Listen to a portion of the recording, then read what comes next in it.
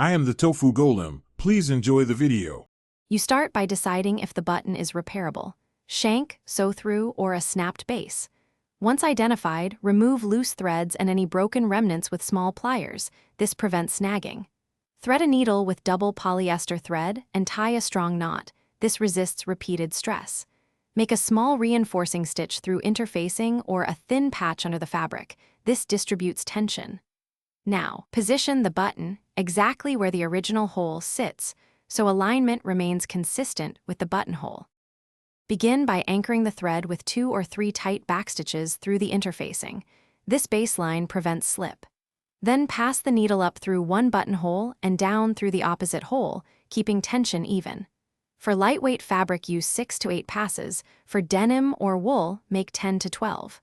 Once the button sits snug but not crushed, form a thread shank by lifting the button slightly with the needle and wrapping the thread around the stitches 3 to 5. To finish, pass the needle to the underside, make 2 locked stitches close together, and trim the thread flush so nothing shows. Button the garment several times, 10 to 15 fastens, so you can feel how it sits and make sure alignment matches the original. If the button is still loose, add extra wraps for a stronger shank. If the fabric puckers, replace the interfacing with a thinner alternative. Finally, press gently, make sure heat is safe, so the repair looks clean and professional.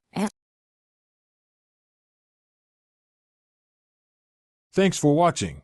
Consider subscribing if we helped you today.